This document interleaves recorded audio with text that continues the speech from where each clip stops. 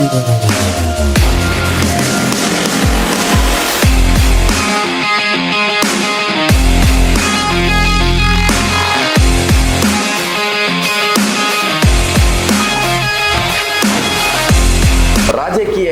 ಅನಿರೀಕ್ಷಿತವಾಗಿ ಬಂದವರು, ಆ ಕೊಟ್ಟಿರ್ತಕ್ಕಂಥ ಖಾತೆಯನ್ನ ನಿರೀಕ್ಷೆ ಮೀರಿದ ರೀತಿಯಲ್ಲಿ ನೀವು ನಿರ್ವಹಿಸಿದ್ದೀರಾ.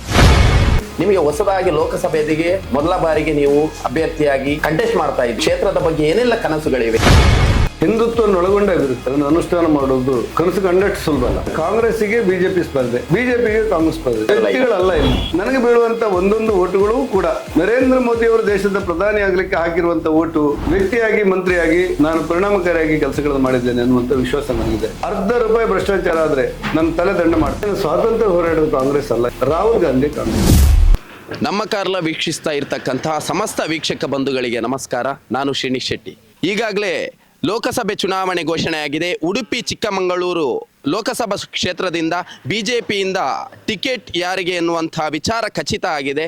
ಇವತ್ತು ಬಿಜೆಪಿಯಿಂದ ಅಭ್ಯರ್ಥಿಯಾಗಿ ಆಯ್ಕೆಯಾಗಿರ್ತಕ್ಕಂತಹ ಕೋಟಾ ಶ್ರೀನಿವಾಸ್ ಪೂಜಾರಿಯವರ ಏನೆಲ್ಲ ಯೋಜನೆಗಳನ್ನು ಹಾಕಿಕೊಂಡಿದ್ದಾರೆ, ತನ್ನ ಕ್ಷೇತ್ರದ ಬಗ್ಗೆ ಯಾವ ರೀತಿಯ ಒಲವಿದೆ, ಯಾವ ರೀತಿಯ ಕಾರ್ಯರೂಪವನ್ನು ಅವರು ತೆಗೆದುಕೊಂಡಿದ್ದಾರೆ ಅನ್ನುವಂತಹ ಎಲ್ಲ ವಿಚಾರಗಳು ಚರ್ಚೆ ಮಾಡೋದಕ್ಕೋಸ್ಕರ ಇವತ್ತು ನಾವು ಹೆಬ್ರಿಯಿಂದ ಆಗುಂಬೆ ಸಂಪರ್ಕ ರಸ್ತೆಯಲ್ಲಿರ್ತಕ್ಕಂತಹ ಹೋಟೆಲ್ ಸತ್ಯನಾರಾಯಣದಲ್ಲಿ ಅವರ ಜೊತೆ ಮಾತುಕತೆಯನ್ನು ನಡೆಸೋದಕ್ಕೋಸ್ಕರ ಬಂದಿದ್ದೇವೆ.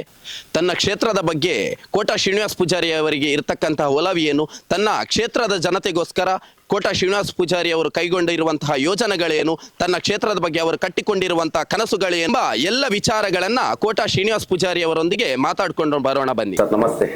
ನಮಸ್ತೆ. ಮೊದಲನೇದಾಗಿ ಉಡುಪಿ ಚಿಕ್ಕಮಗಳೂರು ಲೋಕಸಭಾ ಕ್ಷೇತ್ರದಲ್ಲಿ ಬಿಜೆಪಿ ಅಭ್ಯರ್ಥಿಯಾಗಿ ನಿಮಗೆ ಹೈಕಮಾಂಡ್ ಟಿಕೆಟ್ ಘೋಷಣೆ ಮಾಡಿದೆ. ಅದಕ್ಕೋಸ್ಕರ ಮೊದಲನೇದಾಗಿ ನಿಮಗೆ ಶುಭಾಶಯಗಳನ್ನು ತಿಳಿಸಿ. ಧನ್ಯವಾದ ಸರ್. ನಾನು ಮಾತುಕತೆಯನ್ನ ಮುಂದುವರಿಸ್ತೇನೆ. ನೀವು ಸಾಮಾನ್ಯವಾಗಿ ಜನರ ಜೊತೆ ಬೆರೆಯುವಂತ ನಾಯಕ ಅನ್ನುವಂಥದ್ದನ್ನ ಜನರು ಎಲ್ಲರೂ ಏರುವಂಥದ್ದು ನಾವು ಕೇಳ್ತಾ ಇರ್ತೇವೆ. ಸಿಂಪ್ಲಿಸಿಟಿ ಅನ್ನುವಂಥದ್ದನ್ನ ನಾವು ಕೋಟಾ ಶ್ರೀನಿವಾಸ್ ಪೂಜಾರಿ ಅವರನ್ನು ನೋಡಿ ಕಳಿಬೇಕು. ಎಲ್ಲ ಜನರೊಂದಿಗೆ ಬೆರೀತಾರೆ, ಸಾಮಾನ್ಯವಾಗಿ ಜನರ ಜೊತೆ ಬೆರೆಯತಕ್ಕಂತಹ ನಾಯಕ ಅನ್ನುವಂಥದ್ದು ಒಂದು ಬಿರುದು, ಜನರು ಕೊಟ್ಟಿರುವಂತಹ ಬಿರುದು. ಆ ರೀತಿಯಾಗಿ ಬೆಳೆದು ಬಂದವರು ನೀವು. ಅನಿರೀಕ್ಷಿತವಾಗಿ ರಾಜಕೀಯಕ್ಕೆ ಬಂದಿದ್ದೇನೆ ಅನ್ನುವಂಥ ವಿಚಾರವನ್ನ ಎಲ್ಲ ಕಡೆ ಹೇಳ್ತಾ ಇರ್ತೀರಿ. ನಾನು ನಿರೀಕ್ಷೆಯನ್ನು ಇಟ್ಟುಕೊಂಡು ರಾಜಕೀಯಕ್ಕೆ ಬಂದನ್ನುವಂಥವನಲ್ಲ, ಅನಿರೀಕ್ಷಿತವಾಗಿ ನಾನು ರಾಜಕೀಯಕ್ಕೆ ಪ್ರವೇಶ ಮಾಡಿದಂಥವನು ಅಂತ. ಮೊದಲನೇದಾಗಿ ಪಂಚಾಯತ್ನ ಸದಸ್ಯನಾಗಿ ನೀವು ಬಂದಂಥವರು ಇವತ್ತು ಬೇರೆ ಬೇರೆ ಮೆಟ್ಟಿಲುಗಳನ್ನ ದಾಟಿಕೊಂಡು ಇವತ್ತು ಲೋಕಸಭೆಗೆ ಸ್ಪರ್ಧೆಯನ್ನ ಮಾಡ್ತಾ ಇದ್ದೀರಿ. ಲೋಕಸಭೆಯ ಒಂದು ಉಡುಪಿ ಚಿಕ್ಕಮಗಳೂರು ವಿಧಾನಸಭಾ ಕ್ಷೇತ್ರದಿಂದ ಲೋಕಸಭೆಯಲ್ಲಿ ಬಿಜೆಪಿ ಅಭ್ಯರ್ಥಿಯಾಗಿ ನಿಮಗೆ ಹೈಕಮಾಂಡ್ ಟಿಕೆಟ್ ಅನ್ನ ಘೋಷಣೆ ಮಾಡಿದೆ. ಇದ್ರ ಬಗ್ಗೆ ಏನ್ ಹೇಳ್ತೀರಿ ಸರ್? ನಾನು ರಾಜಕಾರಣಕ್ಕೆ ಸಕ್ರಿಯವಾಗಿ ತೊಡಗಿಸಿಕೊಂಡದ್ದು 92-93ರಲ್ಲಿ ಗ್ರಾಮ ಪಂಚಾಯತಿನ ಅಭ್ಯರ್ಥಿಯಾಗಿ. ಸುಮಾರು 32 ವರ್ಷಗಳ ಸಾರ್ವಜನಿಕ ಜೀವನದ ಪಯಣದ ನಂತರ ಪಾರ್ಲಿಮೆಂಟಿಗೆ ಅಭ್ಯರ್ಥಿಯಾಗಿ ನನ್ನ ಪಾರ್ಟಿ ಅವಕಾಶವನ್ನು ಕಲ್ಪಿಸಿದೆ. ಆ ಹಿನ್ನೆಲೆಯಲ್ಲಿ ಪಂಚಾಯತಿನಿಂದ ಪಾರ್ಲಿಮೆಂಟಿನವರೆಗೆ ನಿರಂತರವಾದಂಥ ರಾಜಕಾರಣದ ಪಯಣ, ಪಾರ್ಲಿಮೆಂಟಿನ ಸ್ಪರ್ಧೆಯಾಗುವವರೆಗೆ ನಿರಂತರವಾದಂಥ ರಾಜಕೀಯದ ಪಯಣದಲ್ಲಿ ನನ್ನ ಪಾರ್ಟಿ ನನಗೆ ಅವಕಾಶ ಕೊಟ್ಟಿರುವುದನ್ನು ಅತ್ಯಂತ ಗೌರವದಿಂದ ಸ್ವೀಕಾರ ಮಾಡಿ ಚುನಾವಣೆಗೆ ಎಲ್ಲ ಸಿದ್ಧತೆಯನ್ನು ಮಾಡಿಕೊಂಡಿದ್ದೇನೆ. ನನಗನ್ಸುತ್ತೆ ನನ್ನ ಪಾರ್ಟಿಯ ಪರಿಶ್ರಮ ಮತ್ತು ಕಾರ್ಯಕರ್ತರ ಒಟ್ಟು ಪರಿಶ್ರಮದಿಂದಾಗಿ ನಿಶ್ಚಯವಾಗಿ ನಾನು ದೊಡ್ಡ ಅಂತರದಲ್ಲಿ ಗೆಲ್ಲಿಕ್ಕೆ ಅವಕಾಶಗಳಿದೆ ಅಂತ ನನಗನ್ಸುತ್ತೆ. ಸರ್, ಉಡುಪಿ ಚಿಕ್ಕಮಗಳೂರು ಲೋಕಸಭಾ ಕ್ಷೇತ್ರದಲ್ಲಿ ಬಹಳಷ್ಟು ಆಕಾಂಕ್ಷಿಗಳಿದ್ರು. ನಿಮ್ಮ ಆಕಾಂಕ್ಷಿಗಳ ಪಟ್ಟಿಯಲ್ಲಿ ನಿಮ್ಮ ಹೆಸರು ಮೊದಲೇ ಇತ್ತ? ನಿಮ್ಗೆ ಅದರ ಆ ವಿಚಾರ ಗೊತ್ತಿತ್ತ ಅಥವಾ ಕೊನೆಯ ಕ್ಷಣದಲ್ಲಿ ನಿಮಗೆ ಟಿಕೆಟ್ ಘೋಷಣೆ ಆಗುವ ಕ್ಷಣದಲ್ಲಿ ನಿಮ್ಗೆ ಗೊತ್ತಾಯ್ತು? ಅಲ್ಲ, ನನಗೆ ಸ್ವಾಭಾವಿಕವಾಗಿ ನನಗೆ ಈ ಪಾರ್ಲಿಮೆಂಟಿನಲ್ಲಿ ಅವಕಾಶವನ್ನು ಪಾರ್ಟಿ ಕೊಡುತ್ತೆ ಅಂತ ನನಗೆ ಅನಿಸಿರಲಿಲ್ಲ. ಯಾಕಂದರೆ ತುಂಬ ಜನ ಆಕಾಂಕ್ಷಿಗಳಿದ್ದರು, ಸಮರ್ಥರು ಇದ್ದರು. ಆ ಕಾರಣಕ್ಕೆ ನಾನು MLC ಆಗಿದ್ದೆ ಅನ್ನೋ ಹಿನ್ನೆಲೆಯಲ್ಲಿ ನನಗೆ ಅವಕಾಶವನ್ನು ಕೊಡ್ತಾರೆ ಅಂತ ನನಗೆ ಅನಿಸಿರಲಿಲ್ಲ. ಮತ್ತು ಆರಂಭದಲ್ಲಿ ನನ್ನ ಬೇಡಿಕೆ ಕೂಡ ಇರಲಿಲ್ಲ. ಆ ಹಿನ್ನೆಲೆಯಲ್ಲಿ ನನಗೆ ಗೊತ್ತಿರುವಂತೆ ರಾಜ್ಯದ ಮುಖಂಡರಂತೆ ಕೇಂದ್ರದ ನಾಯಕರು, ಕೇಂದ್ರದ ಹಿರಿಯರು, ಬಹಳ ದೊಡ್ಡ ಜವಾಬ್ದಾರಿ ಇರುವಂಥ ಹಿರಿಯರು ಒಟ್ಟು ಕುಳಿತು ಒಂದು ತೀರ್ಮಾನ ಮಾಡಿ ಈ ಸಾರಿ ಉಡುಪಿ ಮತ್ತು ಚಿಕ್ಕಮಗಳೂರು ಲೋಕಸಭಾ ಕ್ಷೇತ್ರಕ್ಕೆ ಕೋಟಾ ಶ್ರೀನಿವಾಸ್ ಪೂಜಾರಿಗೆ ಅವಕಾಶ ಕೊಡಬೇಕು ಮತ್ತು ಅವ್ರನ್ನ ಸ್ಪರ್ಧೆಗೆ ಇಳಿಸಬೇಕು ಅಂತ ತೀರ್ಮಾನವನ್ನು ನಮ್ಮ ಹಿರಿಯರು ಮಾಡಿದ್ದಾರೆ ಅಂತ ನನಗೆ ಗೊತ್ತಾಯಿತು. ಆ ಹಿನ್ನೆಲೆಯಲ್ಲಿ ಪಾರ್ಟಿ ಕೊಟ್ಟಂತ ರಾಜ್ಯ ಮತ್ತು ಕೇಂದ್ರ ಘಟಕದಿಂದ ನನ್ನ ಸೂಚನೆ ಬಂತು. ನಾನು ಇದನ್ನು ಗೌರವದಿಂದ ಸ್ವೀಕಾರ ಮಾಡಿದ್ದೇನೆ. ಖಂಡಿತವಾಗ್ಲು ಸರ್, ನಿಮ್ಮನ್ನ ಸಾಮಾನ್ಯವಾಗಿ ಜನರು ಗಮನಿಸಿರುವಂತಹ ಜನರುಗಳು ಹೇಳಿರುವಂತದ್ದು, ಸಮರ್ಥವಾದ ಅಭ್ಯರ್ಥಿಯನ್ನ ಉಡುಪಿ ಚಿಕ್ಕಮಗಳೂರು ಕ್ಷೇತ್ರಕ್ಕೆ ಬಿಜೆಪಿಯಿಂದ ಆಯ್ಕೆ ಮಾಡಿದ್ದಾರೆ, ಸಮರ್ಥವಾದಂತಹ ಒಬ್ಬ ನಾಯಕತ್ವ ಅವರಲ್ಲಿದೆ, ನಾಯಕತ್ವದ ಗುಣ ಅವರಲ್ಲಿದೆ ಅಂತ ಹೇಳ್ತಾರೆ. ಆದ್ರೆ ನಿಮಗೂ ಒಂದು ಈ ಪಂಚಾಯತ್ನಿಂದ ಬಂದಂತವರು ಮತ್ತೆ MLC ಆದ್ರಿ, ಒಂದು ಬಾರಿ ಮಂತ್ರಿ ಕೂಡ ಆಗಿದ್ರಿ, ಅದನ್ನು ಕೂಡ ಒಳ್ಳೆ ರೀತಿಯಲ್ಲಿ ನೀವು ನಿರ್ವಹಿಸಿಕೊಂಡು ಬಂದಿದ್ದೀರಿ. ಇನ್ನು ಲೋಕಸಭೆಯಲ್ಲಿ ಸ್ಪರ್ಧೆ ಮಾಡ್ತಾ ಇದ್ದೀರಿ. ಇದಕ್ಕಿಂತ ಲೋಕಸಭೆ ಮತ್ತು ಇಲ್ಲಿವರೆಗೆ ನೀವು ಬಂದಿರತಕ್ಕಂತ ಏನು ಹಂತಗಳಿವೆ ಅದರಲ್ಲಿ ಏನಾದ್ರೂ ವ್ಯತ್ಯಾಸಗಳು ಅಥವಾ ಭಿನ್ನತೆ ಏನಿದೆ, ಅದಕ್ಕೂ ಮತ್ತೆ ಇದಕ್ಕೂ ಡಿಫ್ರೆನ್ಸ್ ಆದ್ರೆ ಏನಾದ್ರೂ ಕಂಡು ಬರಬಹುದಾ? ಸಾರ್ವಜನಿಕ ಜೀವನದಲ್ಲಿ ಅವಕಾಶಗಳು ಸಿಕ್ಕಾಗ ಅದನ್ನು ಸಾಧನವಾಗಿ ಬಳಸಿಕೊಂಡು ಸಮಾಜದ ಒಟ್ಟು ಸಮಸ್ಯೆಗಳ ಪರಿಹಾರ ಮತ್ತು ಅಭಿವೃದ್ಧಿಗೆ ವಿನಿಯೋಗ ಮಾಡಬೇಕು ಅನ್ನೋದು ರಾಜಕಾರಣದ ಒಟ್ಟು ಸಂಕಲ್ಪಗಳಲ್ಲಿ ಒಂದು. ನಾನು ಪಂಚಾಯತ್ ಸದಸ್ಯನಾಗಿದ್ದಾಗ ನನ್ನ ಜವಾಬ್ದಾರಿ ಏನು, ತಾಲೂಕು ಪಂಚಾಯತ್ ಸದಸ್ಯನಿದ್ದಾಗ ನನ್ನ ಕರ್ತವ್ಯ ಏನು, ನಾನು ಜಿಲ್ಲಾ ಪಂಚಾಯತ್ ಸದಸ್ಯನಾಗಿದ್ದೆ. ಆವಾಗ ನಾನೇನು ಅವಕಾಶಗಳಲ್ಲಿ ಕೆಲಸ ಮಾಡ್ಬೋದು. 4 ಸಾರಿ ಕರ್ನಾಟಕದಲ್ಲಿ MLC ನನಗೆ ಆಗಲಿಕ್ಕೆ ಅವಕಾಶಗಳಾಗಿತ್ತು. MLC ಆಗಿ ಪಾರ್ಟಿಯ ಸಂಘಟನೆ ಮತ್ತು ಸಮಾಜದ ಕೆಲಸಗಳನ್ನು ಹೇಗೆ ಮಾಡ್ಬೋದು ಅನ್ನೋದ್ರ ಜೊತೆ ಯೋಚನೆ ಮಾಡಿ ನಾವು ನಮ್ಮ ಕೆಲಸಗಳನ್ನು ಮಾಡ್ತೇವೆ. ನಾನು 3 ಸಾರಿ ಮಂತ್ರಿ ಆಗಲಿಕ್ಕೆ ನನಗೆ ಅವಕಾಶಗಳಾಯಿತು. ಆರಂಭದಲ್ಲಿ ಧಾರ್ಮಿಕ ದತ್ತಿ ಮಂತ್ರಿ ಆಗಿದ್ದೆ. ಆಗ ಮುಜರಾಯಿ ಮಂತ್ರಿ ಆದವರಿಗೆ ಭಾಳ ದೊಡ್ಡ ಸೋಲು ಬರುತ್ತೆ ಅನ್ನುವಂಥ ಭಾವನೆಗಳು ಇತ್ತು, ವ್ಯಾಪಕವಾಗಿ ಇತ್ತು, ಈಗಲೂ ಇದೆ. ಮುಜರಾಯಿ ಮಂತ್ರಿ ಆದವರು ತಮ್ಮ ಹುದ್ದೆ ಕಳ್ಕೊಳ್ತಾರೆ, ಅವಕಾಶ ಕಳ್ಕೊಳ್ತಾರೆ ಅಂತ ಇತ್ತು. ಆದರೆ ನಾನು ಮುಜರಾಯಿ ಮಂತ್ರಿ ಆದಾಗ ಸಣ್ಣ ಸಣ್ಣ ದೇವಸ್ಥಾನಗಳಿಗೆ, ನಮ್ಮ ಜಿಲ್ಲೆಯಲ್ಲಿರುವಂಥ ಸಣ್ಣ ಗುಡಿಗಳಿಗೆ, ಪಂಜುರ್ಲಿ, ಚಿಕ್ಕು, ಅಮ್ಮ, ಈ ಕೋಟಿ ಚೆನ್ನೈ ಗರಡಿ, ನಾರಾಯಣಗುರು ಗರಡಿಗಳು ಸೇರಿದಂತೆ ಅನೇಕ ಸಣ್ಣ ಸಣ್ಣ ದೇವಸ್ಥಾನಗಳಿಗೆ, ದೇವರುಗಳಿಗೆ ಅನುದಾನ ಕೊಡಲಿಕ್ಕೆ ಬೇಕಾದಂಥ ಬದಲಾವಣೆಗಳನ್ನು ನಿಯಮದಲ್ಲಿ ತಂದೆ. ಸಪ್ತಪದಿ ದೇವಸ್ಥಾನದಲ್ಲಿ ಕೋಟ್ಯಾಂತರ ರೂಪಾಯಿ ಹಣ ಇದೆ, ಅದರ ವಿನಿಯೋಗ ಹೇಗೆ ಮಾಡಬೇಕು ಕೇಳಿದರೆ ಸಮಾಜದಲ್ಲಿರುವಂಥ ಕಡು ಬಡವರಿಗೆ ಉಚಿತವಾಗಿ ಮದುವೆ ಮಾಡುವಂಥ ಸಪ್ತಪದಿ ಯೋಜನೆಯನ್ನು ಜಾರಿಗೆ ತಂದೆ. ಹಾಗಾಗಿ ಆ ಇಲಾಖೆಯಲ್ಲಿ ಪಾರದರ್ಶಕತೆ ಮತ್ತು ಶ್ರದ್ಧೆಯ ಕೆಲಸಗಳು ಮತ್ತು ಅದನ್ನು ಸಮಾಜಮುಖವಾಗಿ ಮಾಡಿದಂಥ ಹೊಣೆ ಇವೆಲ್ಲವೂ ಕೂಡ ನನಗೊಂದಿಷ್ಟು ಪ್ರೀತಿ ಮತ್ತು ವಿಶ್ವಾಸವನ್ನು ನನಗೆ ಹೆಚ್ಚಿಸಿತ್ತು. ಹಿಂದುಳಿದ ವರ್ಗದ ಮಂತ್ರಿ ಆಗಲಿಕ್ಕೆ ನನಗೆ ಅವಕಾಶಗಳಾಯಿತು. 3 ಸಾರಿ ಮಂತ್ರಿ ಆಗಲಿಕ್ಕೆ ನನಗೆ ಪಾರ್ಟಿ ಅವಕಾಶ ಕೊಟ್ಟಿತ್ತು. ಹಿಂದುಳಿದ ವರ್ಗದ ಮಂತ್ರಿ ಆಗಿದ್ದಾಗ ಒಂದೇ ದಿವಸ 36,000 ಮಕ್ಕಳಿಗೆ ನಾನು ಹಾಸ್ಟೆಲ್ನ ಒಳಗೆ ತಗೊಂಡೆ. ಹಾಸ್ಟೆಲ್ನ ಹೊರಗಿರ್ತಾ ಇದ್ರು. ಅದರ ಗಂಭೀರತೆ ಅನೇಕರಿಗೆ ಗೊತ್ತಿಲ್ಲ. ದಾವಣಗೆರೆಯಿಂದ ಒಬ್ಬ ಹುಡುಗ ಹೇಳ್ತಾನೆ, ಸರ್ ನನಗೆ ಊಟಕ್ಕೆ ಎರಡು ಹೊತ್ತಿನ ಊಟ ನಂಗೆ ಹಾಸ್ಟೆಲಲ್ಲಿ ಹಾಕಿಸಿ, ನೀವು ಮಂತ್ರಿ ಆದ್ರಿಂದ ನಾನು ಬಸ್ ಸ್ಟ್ಯಾಂಡಲ್ಲಿ ಮನ್ಕೊಂಡು ಶಾಲೆಗೆ ಹೋಗ್ತಾನೆ ಅಂತಾನೆ. ಅಂಥ ಗಂಭೀರತೆ ಇರುವಂಥ ಪ್ರಕರಣದಲ್ಲಿ 30,000 ಜನ ಮಕ್ಕಳನ್ನು ಒಂದೇ ದಿವಸ ತಗೊಂಡು ಬಂದೆ. ಇನ್ನುಳಿದ 70,000 ಮಕ್ಕಳನ್ನು ತಗೊಳ್ಳಿಕ್ಕೆ ಯೋಜನೆ ಹಾಕಿದ್ದೆ. ನನಗೆ ಅಧಿಕಾರ ಹೋಯಿತು. ಯಾರಿಗೂ ಅಧಿಕಾರ ಶಾಶ್ವತ ಅಲ್ಲ. ನಾನು ಸಮಾಜ ಕಲ್ಯಾಣ ಮಂತ್ರಿ ಆಗಿರುವಾಗ ಅಸ್ಪೃಶ್ಯತೆ ಅನ್ನೋದು ಸಮಾಜಕ್ಕೆ ಎಷ್ಟು ಕೆಟ್ಟದ್ದು ಅಂತ ಹೇಳಿದ್ರೆ, ನಮ್ಮ ಸರಸಂಚಾಲಕರು ಒಂದು ಮಾತು ಹೇಳ್ತಾರೆ, ರಾಷ್ಟ್ರೀಯ ಸ್ವಯಂ ಸೇವಕ ಸಂಘದ ಸರಸಂಚಾಲಕರು, ಅಸ್ಪೃಶ್ಯತೆ ಅಪರಾಧ ಅಲ್ವಾದ್ರೆ ಜಗತ್ತಿನ ಯಾವ ತಪ್ಪು ಅಪರಾಧ ಅಲ್ಲ ಅಂತೀವಿ. ಒಬ್ಬ ಮನುಷ್ಯ ಮತ್ತೊಬ್ಬ ಮನುಷ್ಯನ ಮುಟ್ಟಲಾಗದಿರುವಷ್ಟು ಕೆಟ್ಟ ಮಟ್ಟದ ಅಸ್ಪೃಶ್ಯತೆ ಸಮಾಜದಲ್ಲಿ ತಾಂಡವಾಡ್ತಾ ಇದ್ರೆ ಅದು ಅಪರಾಧ ಅಂತ ಅಲ್ಲ ಅಂತೇಳಿ ಯಾರಿಗಾದ್ರೂ ಅನಿಸಿದ್ರೆ ಸಮಾಜ ಯಾವ ತಪ್ಪುಗಳು ಅಪರಾಧ ಅಲ್ಲ ಅಂತ ನಮ್ಮ ರಾಷ್ಟ್ರೀಯ ಸ್ವಯಂ ಸೇವಕ ಸಂಘದ ಸರಸಂಚಾಲಕರು ಹೇಳಿದಂಥ ಮಾತನ್ನು ನನಗೆ ಬಹಳ ಗಂಭೀರವಾಗಿ ನಾನು ಮನಸ್ಸಿಗೆ ತಗೊಂಡಿದ್ದೆ. ನಾನು ಸಮಾಜ ಕಲ್ಯಾಣ ಮಂತ್ರಿ ಆಗಿದ್ದಾಗ ಅಸ್ಪೃಶ್ಯತೆಯನ್ನು ನಿವಾರಣೆ ಮಾಡಲಿಕ್ಕೆ ಬಹುದೊಡ್ಡ ಆಂದೋಲನವನ್ನೇ ಮಾಡಲಿಕ್ಕೆ ಪ್ರಾರಂಭ ಮಾಡಿದೆ. ದುರದೃಷ್ಟಕ್ಕೆ ನಮ್ಮ ಅಧಿಕಾರ ಕಳ್ಕೊಂಡಾಗ ಅದು ಇನ್ನೂ ಹಾಗೆ ಮುಂದುವರೆದೋಯ್ತು.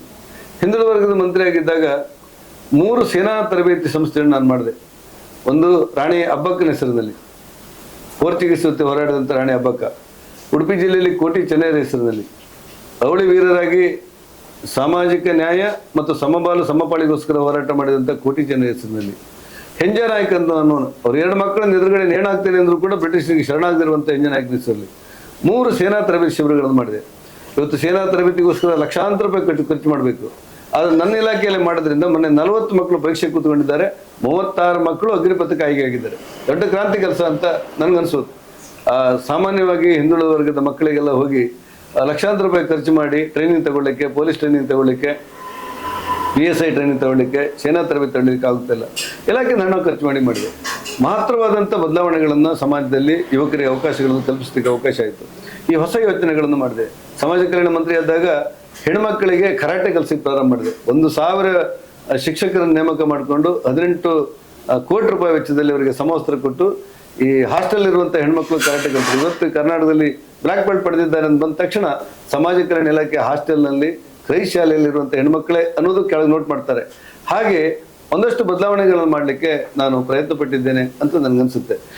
ಈ ಅಧಿಕಾರದ ಅವಕಾಶವನ್ನು ಅಭಿವೃದ್ಧಿಯ ಮತ್ತು ಹೊಸ ಯೋಚನೆಯ ಸಾಧನವಾಗಿ ರೂಪುಗೊಳಿಸಬೇಕು ಅನ್ನೋದು ನಮ್ಮ ಕಲ್ಪನೆಗಳಲ್ಲಿ ಒಂದು.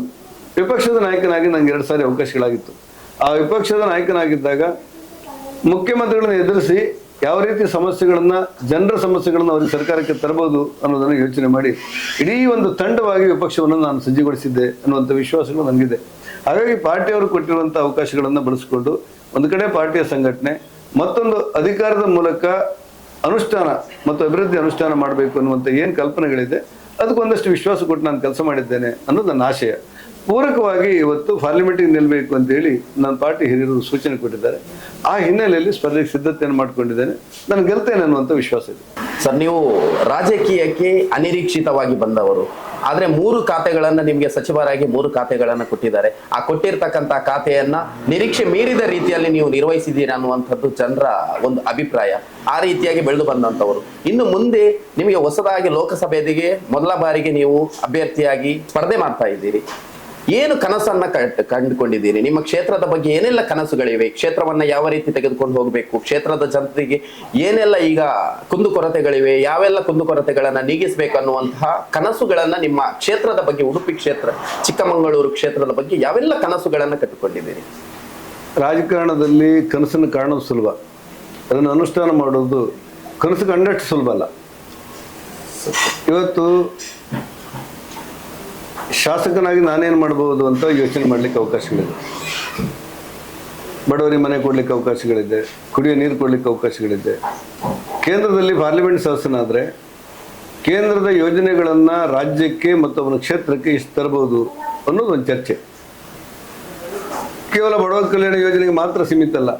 ಉದಾಹರಣೆಗೆ ಜಲಜೀವನ ಕುಡಿಯೋ ನೀರು ಯೋಜನೆಗೆ ಮನೆ ಮನೆಗೆ ನಳ್ಳಿ ಅಂತ ನಾವೇನು ಮಾಡಿರ್ತೇವೆ, ಅಂಥ ಬಡವರ ಕಲ್ಯಾಣ ಯೋಜನೆಗಳನ್ನು ಅನುಷ್ಠಾನ ಮಾಡಬಹುದು. ಅದರ ಜೊತೆಗೆ ಮೂಲಭೂತ ಸೌಕರ್ಯಗಳನ್ನು ಅಭಿವೃದ್ಧಿಪಡಿಸ್ಬೋದು. ಒಂದು ರಾಷ್ಟ್ರೀಯ ಹೆದ್ದಾರಿ ಎಲ್ಲಿಂದ ಎಲ್ಲಿಗೆ ಹೋಗುತ್ತೆ ಅಂತ ನಮ್ಮ ಹತ್ರ ಇದೆ. 2 ಜಿಲ್ಲೆಗಳಲ್ಲಿ ಎಷ್ಟು ಕಿಲೋಮೀಟರ್ ರಾಷ್ಟ್ರೀಯ ಹೆದ್ದಾರಿ ಇದೆ, ಅವು ಯಾವ ಮಟ್ಟದಲ್ಲಿ ಇದೆ ಅಂತ ಅನಿಸುತ್ತೆ. ಎಲ್ಲಿ ಫ್ಲೈಓವರ್ ಆಗಬೇಕು ಅಂತ ಯೋಚನೆ ಇದೆ. ಎಲ್ಲಿ ಆ ರಾಷ್ಟ್ರೀಯ ಹೆದ್ದಾರಿಯ ನಿರ್ವಹಣೆಯನ್ನು ಎಷ್ಟು ಚೆನ್ನಾಗಿ ಮಾಡಿದರೆ ಅಪಘಾತಗಳು ಕಡಿಮೆ ಆಗುತ್ತೆ ಅನ್ನೋದ್ರ ಬಗ್ಗೆ ಯೋಚನೆ ಮಾಡಲಿಕ್ಕೆ ಅವಕಾಶಗಳಿದೆ. ಯಾವ ಕಡೆ ರೈಲನ್ನು ಹರಿಸ್ಬೋದು, ಇರುವ ರೈಲನ್ನು ಹೆಚ್ಚು ಮಾಡ್ಬೋದು, ಇರುವ ರೈಲನ್ನು ಆಧುನೀಕರಣ ಮಾಡ್ಬೋದು ಅಂತ ಯೋಚನೆ ಮಾಡಲಿಕ್ಕೆ ನಮ್ಗೆ ಅವಕಾಶಗಳಿದೆ. ಇಂದಲ್ಲ ನಾಳೆ ಫಲ ಕೊಡುವಂಥ ಹೊಸ ರೈಲ್ವೆ ಯೋಜನೆಯನ್ನು ಸೃಷ್ಟಿ ಮಾಡ್ಬೋದಾ ಅಂತ ಇರುತ್ತೆ.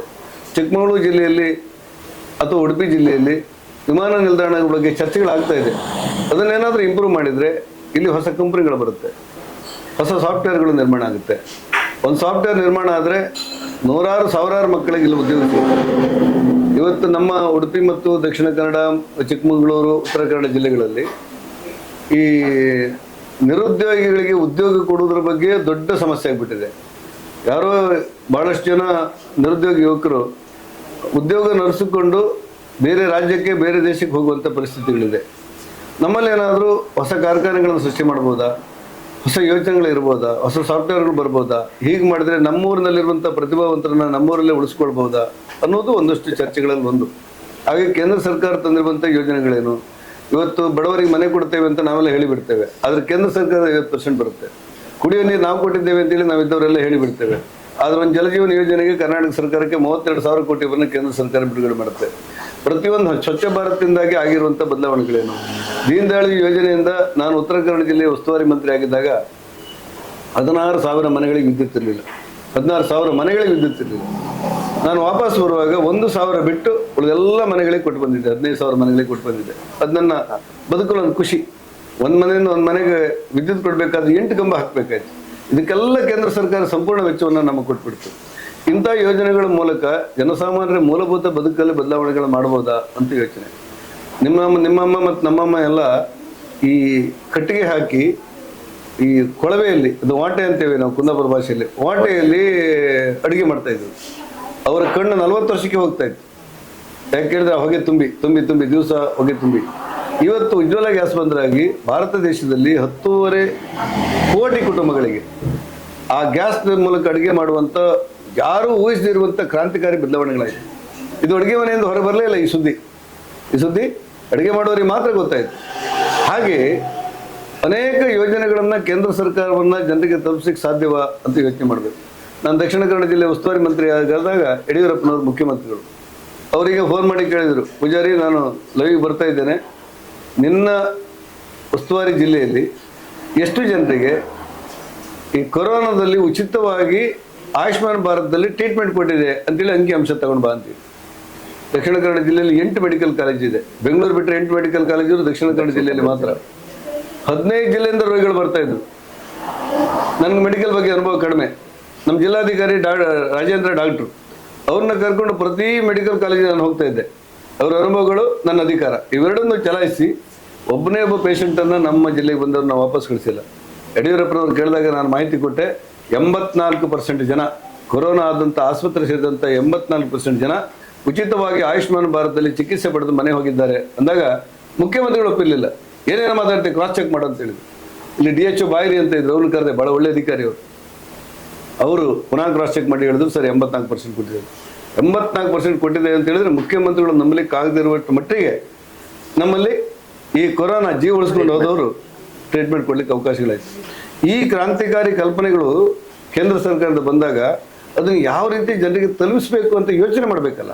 ಆ ಯೋಚನೆ ಮಾಡಲಿಕ್ಕಿರುವಂಥ ಅವಕಾಶವನ್ನು ಬಳಸ್ಕೊಳ್ಳಿಕ್ಕೆ ಸಂಸದನಾದಾಗ ಹೆಚ್ಚು ಅವಕಾಶಗಳು ಸಿಗುತ್ತೆ ಅನ್ನೋದು ನನ್ನ ನಂಬಿಕೆ. ಇವತ್ತೇ ಆಗುತ್ತೆ ವಿಮಾನ ನಿಲ್ದಾಣ, ನಾಳೆಗೆ ಆಗುತ್ತೆ ಅಲ್ಲ, ಮುಂದೊಂದು ದಿವಸ ಆಗಲೇಬೇಕು. ಈ 2 ಜಿಲ್ಲೆಗಳಿಗೆ ಈ ರೈಲ್ವೆಗಳು ಯಾವ ಮಟ್ಟದಲ್ಲಿ ಬರಬೇಕು, ಎಲ್ಲಿಂದ ಎಲ್ಲಿಗೆ ಬರಬೇಕು, ನಮ್ಮ ಅವಶ್ಯಕತೆ ಹೇಗೆ ಪೂರೈಸಬೇಕು ಅನ್ನೋದು ಯೋಚನೆ ಮಾಡಲಿಕ್ಕೆ ಇದು ಅವಕಾಶ ಸಿಗುತ್ತೆ. ಆ ಅವಕಾಶವನ್ನು ಸದುಪಯೋಗ ಮಾಡ್ಕೊಳ್ಬೇಕು ಅಂತ ನಾನು ಯೋಚನೆ ಮಾಡಿದ್ದೇನೆ. ಜನ ಅವಕಾಶ ಕೊಡ್ತಾರೆ ಅನ್ನುವಂಥ ವಿಶ್ವಾಸ ಇದೆ ನನಗೆ. ಖಂಡಿತ ಸರ್. ಈಗ ಹಳ್ಳಿಯಿಂದ ದಿಲ್ಲಿಯವರೆಗೂ, ಪಂಚಾಯತ್ನಿಂದ ನಮ್ಮ ಕೇಂದ್ರದವರೆಗೂ ಯಾವುದೇ ಚುನಾವಣೆ ಇದ್ರೂ ಕೂಡ ಎದುರಾಳಿಗಳಿರುವಂಥದ್ದು ಅಥವಾ ಪ್ರತಿಸ್ಪರ್ಧಿಗಳಿರ್ತಕ್ಕಂಥದ್ದು ಅಥವಾ ತಮ್ಮದೇ ಪಕ್ಷದಲ್ಲಿ ಆಕಾಂಕ್ಷಿಗಳಿರ್ತಕ್ಕಂಥದ್ದು ಸಹಜವಾಗಿ. ನಮ್ಮಲ್ಲೂ ಕೂಡ ಉಡುಪಿ ಚಿಕ್ಕಮಗಳೂರು ಲೋಕಸಭಾ ಕ್ಷೇತ್ರದಲ್ಲೂ ಕೂಡ ಆಕಾಂಕ್ಷಿಗಳ ಪಟ್ಟಿ ದಿನದಿಂದ ದಿನಕ್ಕೆ ಹೆಚ್ಚಾಗ್ತಾ ಇತ್ತು. ದಿನಕ್ಕೊಬ್ಬರ ಹೆಸರು ಕೇಳಿ ಬರ್ತಾ ಇತ್ತು. ಈಗ ಆ ಪಟ್ಟಿಯಲ್ಲಿ ಇದ್ದಂತಹ ಜನರ ಯಾರು ಅಭ್ಯರ್ಥಿಗಳಿದ್ರು, ಪಟ್ಟಿಯಲ್ಲಿ ಆಕಾಂಕ್ಷಿಗಳಿದ್ರು, ಅವರನ್ನೆಲ್ಲ ಯಾವ ರೀತಿ ಒಂದುಗೂಡಿಸ್ಕೊಂಡು ಹೋಗ್ತಾ ಇದ್ದೀರಿ ಅಥವಾ ಮುಂದಕ್ಕೆ ಯಾವ ರೀತಿ ಒಂದುಗೂಡಿಸ್ಕೊಂಡು ಹೋಗ್ತೀರಿ? ವ್ಯಕ್ತಿಗತವಾಗಿ ನಾನು ಎಲ್ಲರ ಜೊತೆಯಲ್ಲಿ ಮೊದಲಿಂದ ಕೂಡ ನಿಕಟವಾದಂಥ ಸಂಪರ್ಕ ಮತ್ತು ಗೌರವವನ್ನು ಹೊಂದಿದ್ದೆ. ಶೋಭಾ ಕರಂದ್ಲಾಜೆ ಅವರು ಇಲ್ಲಿ ಅಭ್ಯರ್ಥಿ ಆಗಿರ್ತಾರೆ ಅಂತ ಒಂದು ಭಾವಿಸಲಾಗಿತ್ತು. ಆದರೆ ಅವರು ಅಭ್ಯರ್ಥಿಯಾಗಿ ಬೇರೆ ಕಡೆ ಹೋದರು. ಅವ್ರ ಮನೆ ಹೇಳಿದ್ದಾರೆ, ಅಣ್ಣ ನಿಂಗೆ ನಾನು ಫೋನ್ ಮಾಡಿದೆ, ಈಗ ಬೆಳಗಿಂದ ಫೋನ್ ಮಾಡಿದೆ, ನೀನು ಸಿಕ್ಕಿರಲಿಲ್ಲ, ನಾನು ನಾಡಿದ್ದು ಬರ್ತಾ ಇದ್ದೇನೆ. 10 ವರ್ಷಗಳ ಕಾಲ ನಾನು ಮಾಡಿರುವಂಥ ಎಲ್ಲ ಅನುದಾನಗಳ ಅನುಷ್ಠಾನಗಳನ್ನು ಪ್ರಗತಿಯನ್ನು ನಾನು ಪ್ರಕಟ ಮಾಡ್ತೇನೆ. ಅದರ ಎಲ್ಲ ಅವಕಾಶಗಳು ಮತ್ತು ಅದರ ಎಲ್ಲ ಮತಗಳು, ಪರಿವರ್ತನೆ ಆದ ಮತಗಳು ನಿನಗೆ ಓಟ್ ಹಾಕಬೇಕು ಅಂತ ನಾನು ವಿನಂತಿ ಮಾಡ್ತೇನೆ ಅಂತೇಳಿ ಶೋಭಾ ಕರಂದ್ಲಾಜೆ ಅವರು ಹೇಳಿದ್ದು ನನಗೆ ಅತ್ಯಂತ ಖುಷಿ ಕೊಟ್ಟಿತ್ತು. CT ರವಿ ಅವರು ಮೊನ್ನೆ ಕರೆದು ನನ್ನನ್ನು ಶಾಲೆ ಹಾಕಿ ಈ ಚಿಕ್ಕಮಗಳೂರು ಲೋಕಸಭಾ ಜಿಲ್ಲೆಯಿಂದ ಎಲ್ಲ ಮೇಲುಸ್ತುವಾರಿಯನ್ನು ಮಾಡಿ ನಿನ್ನ ಗೆಲುವಿಗೆ ನಾನು ಶ್ರಮವಹಿಸಿ ದುಡಿತೇನೆ ಅಂತ ಹೇಳಿದಾಗ ನನಗೆ ತುಂಬ ಇಷ್ಟವಾದ ಮಾತು ಅಂತ ಅನಿಸಿತ್ತು. ನಿನ್ನೆ ಪ್ರಮೋದ್ ಮಧ್ವರಾಜರನ್ನು ನೋಡಿದ್ದೆ. ಭಾಳ ಪ್ರೀತಿಯಿಂದ ಅವ್ರು ಸಿದ್ಧತೆ ಮಾಡಿದರು. ಎಲ್ಲ ಸಿದ್ಧತೆಗಳನ್ನು ಹೇಳಿ, ನೀನು ಎಲ್ಲ ಕರಿತೀವಿ ಅಲ್ಲಿ ಬರ್ತೇನೆ, ನಿನ್ನ ಕಾರಲ್ಲೇ ಕೂತ್ಕೊಳ್ತೇನೆ, ಮತ್ತು ನಿನಗೇನು ಬೇಕು, ಯಾವ ಸಹಾಯ ಬೇಕು ನನಗೆ ಕೇಳು, ನೀನು ಗೆಲ್ಲುವುದೇ ನನ್ನ ಗುರಿ. ಯಾಕಂದರೆ ನರೇಂದ್ರ ಮೋದಿ ಪ್ರಧಾನಿ ಆಗಲಿಕ್ಕೆ ಉಡುಪಿ ಮತ್ತು ಚಿಕ್ಕಮಗಳೂರು ಲೋಕಸಭಾ ಕ್ಷೇತ್ರದಿಂದ ಒಬ್ಬ ಕೈ ಎತ್ತುವಂಥ ವ್ಯಕ್ತಿಯಲ್ಲಿ ಆಯ್ಕೆಯಾಗಿ ಬರಬೇಕು ಅನ್ನುವ ಕಾರಣಕ್ಕೆ ನೀನು ಆಯ್ಕೆ ಆಗಲೇಬೇಕಾದಂಥ ಅನಿವಾರ್ಯತೆ ಇದೆ ಅಂತ ನನಗೆ ಭಾಳ ವಿಶ್ವಾಸ ತುಂಬುವಂಥ ಮಾತನ್ನು ಹೇಳಿದರು. ನಮ್ಮ ಉದಯ್ ಕುಮಾರ್ ಶೆಟ್ಟರು ಅವರು ಅವಕಾಶಗಳನ್ನು ಕೇಳಿದರು. ಅವರು ನಿನ್ನೆ ನನ್ನ ಜೊತೆ ಬಂದು ಪ್ರಥಮವಾಗಿ ಭಾಷಣ ಮಾಡಿ, ನಾನು ಶ್ರೀನಿವಾಸ ವೀರಿ ಬೆಂಬಲ ಕೊಡ್ತಾ ಇದ್ದೇನೆ, ಮೋದಿ ಪ್ರಧಾನಿ ಆಗಬೇಕು ಅನ್ನೋ ಕಾರಣಕ್ಕೆ ಭಾರತೀಯ ಜನತಾ ಪಕ್ಷದಲ್ಲಿ ಗೆಲ್ಲಬೇಕು ಅಂತ ಹೇಳಿದರು. ಯಾರ್ಯಾರು ಟಿಕೆಟ್ ಅವಕಾಶ ಕೊಟ್ಟರೆ ತಗೊಳ್ತೇನೆ ಅಂತ ಹೇಳಿದ್ರು ಅವರೆಲ್ಲರೂ ಕೂಡ ಏಕಕಂಠದಿಂದ ನನ್ನ ಜೊತೆಯಲ್ಲಿರುವಂಥ ಒಂದು ಒಳ್ಳೆಯ ವಾತಾವರಣ ನಿರ್ಮಾಣ ಆಗಿದ್ದು ನನಗೆ ಖುಷಿ ತಂದಿದೆ.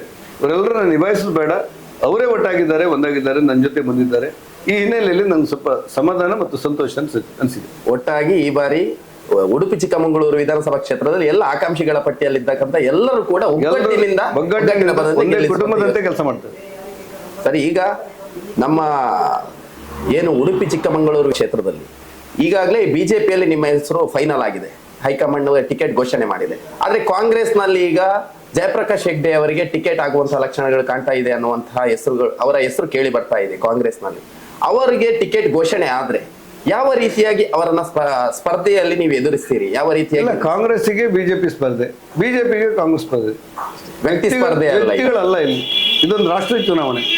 ಗ್ರಾಮ ಪಂಚಾಯತ್, ತಾಲೂಕ್ ಪಂಚಾಯತ್, ಜಿಲ್ಲಾ ಪಂಚಾಯತ್, ನಗರಸಭೆ, ಪುರಸಭೆಗಳಿಗೆ ಅದೇ ಮಾನದಂಡಗಳಿರುತ್ತೆ. ಅಸೆಂಬ್ಲಿಗೆ ರಾಜ್ಯ ಅಭಿವೃದ್ಧಿ ಅನುಷ್ಠಾನ ವ್ಯಕ್ತಿ ಎಲ್ಲವೂ ಬಂದುಬಿಡುತ್ತೆ. ಪಾರ್ಲಿಮೆಂಟಿಗೆ ನಮ್ಮಲ್ಲಿರುವಂಥ ಚರ್ಚೆ, ದೇಶದ ಮುಂದೆ ಇವತ್ತಿರುವಂಥ ಚರ್ಚೆ, ನರೇಂದ್ರ ಮೋದಿ ಪ್ರಧಾನಿ ಆಗಬೇಕು, ರಾಹುಲ್ ಗಾಂಧಿ ಪ್ರಧಾನಿ ಆಗಬೇಕು ಅನ್ನೋದೊಂದು ಸ್ವಾಭಾವಿಕವಾದಂಥ ಚರ್ಚೆ ಬರುವುದು. ಯಾಕೆಂದರೆ NDA ಅವರು ಈಗಾಗಲೇ ಮಲ್ಲಿಕಾರ್ಜುನ್ ಖರ್ಗೆ ಅಲ್ಲ ನಮ್ಮ ಅಭ್ಯರ್ಥಿ ರಾಹುಲ್ ಗಾಂಧಿ ಅಂತೇಳಿ INDA ಅವರು ಹೇಳಿದ್ದಾರೆ. NDA ಸ್ಪಷ್ಟಪಡಿಸಿದೆ, ಮೋದಿನ ಮುಂದಿನ ಪ್ರಧಾನಿ ಅಭ್ಯರ್ಥಿ ಅಂತ ಸ್ಪಷ್ಟಪಡಿಸಿದೆ. ಚರ್ಚೆ ಇರುವುದು ಮೋದಿ ಪ್ರಧಾನಿ ಆಗಲಿಕ್ಕೆ ಅವಕಾಶವನ್ನು ಈ ರಾಷ್ಟ್ರ ಜನ ಕಲ್ಪಿಸಬೇಕು, ರಾಹುಲ್ ಗಾಂಧಿ ಅಭ್ಯರ್ಥಿ ಆಗಲಿಕ್ಕೆ ಈ ರಾಷ್ಟ್ರೀಯ ಜನ ಅವಕಾಶ ಕಲ್ಪಿಸಬೇಕು ಅನ್ನೋದೇ ಚರ್ಚೆ ಅಂತ ನಾವು ತಿಳ್ಕೊಂಡ್ರೆ, ನನಗೆ ಬೀಳುವಂಥ ಒಂದೊಂದು ಓಟುಗಳು ಕೂಡ ನರೇಂದ್ರ ಮೋದಿ ಅವರು ದೇಶದ ಪ್ರಧಾನಿ ಆಗಲಿಕ್ಕೆ ಹಾಕಿರುವಂಥ ಓಟು ಅಂತ ಪರಿಗಣಿಸಲ್ಪಡುತ್ತೆ. ಕಾಂಗ್ರೆಸ್ಗೆ ಹಾಕುವಂಥ ಒಂದೊಂದು ಓಟುಗಳು ಕೂಡ ರಾಹುಲ್ ಗಾಂಧಿ ಅವರು ಅಭ್ಯರ್ಥಿ ಪ್ರಧಾನಿ ಆಗಲಿಕ್ಕೆ ಅವಕಾಶವನ್ನು ಕೊಡುತ್ತೆ ಅಂತ ಪರಿಗಣಿಸಲ್ಪಡುತ್ತೆ.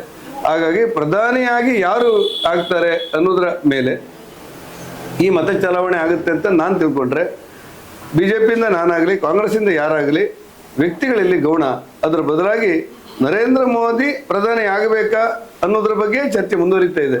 ಮೋದಿಗೋಸ್ಕರ ಓಟು ಅಂತ ನಾನು ಹೋದಲ್ಲಿ ಹೇಳ್ತಾ ಇದ್ದಾರೆ. ಆ ಹಿನ್ನೆಲೆಯಲ್ಲಿ ಇಲ್ಲಿ ವ್ಯಕ್ತಿಗಳ ಗೌಣ, ಪಾರ್ಟಿಯು ಪ್ರಾಧಾನ್ಯತೆ ಪಡೆಯುತ್ತೆ ಮತ್ತು ಪ್ರಧಾನಿ ಅಭ್ಯರ್ಥಿಯು ಪ್ರಾಧಾನ್ಯತೆ ಪಡಿತಾರೆ ಅನ್ನುವ ಕಾರಣಕ್ಕೆ ಮೋದಿ ಪ್ರಧಾನಿ ಆಗಬೇಕು ಅನ್ನೋದು ಈ ರಾಷ್ಟ್ರ ಜನರ ಹಂಬಲ. ಆ ಕಾರಣಕ್ಕೆ ಕೋಟ ಶ್ರೀನಿವಾಸ ಪೂಜಾರಿ ಆಯ್ಕೆ ಆಗಬೇಕು ಅನ್ನುವಂಥದ್ದು ಜನಸಾಮಾನ್ಯರ ಭಾವನೆ ಅಂತ ನಾನು ಖಂಡಿತವಾಗಿ. ಈಗ ಜಯಪ್ರಕಾಶ್ ಹೆಗ್ಡೆ ಅವರಿಗೆ ಟಿಕೆಟ್ ಇನ್ನೂ ಕೂಡ ಕನ್ಫರ್ಮ್ ಆಗಲಿಲ್ಲ ಕಾಂಗ್ರೆಸ್ ಅಲ್ಲಿ.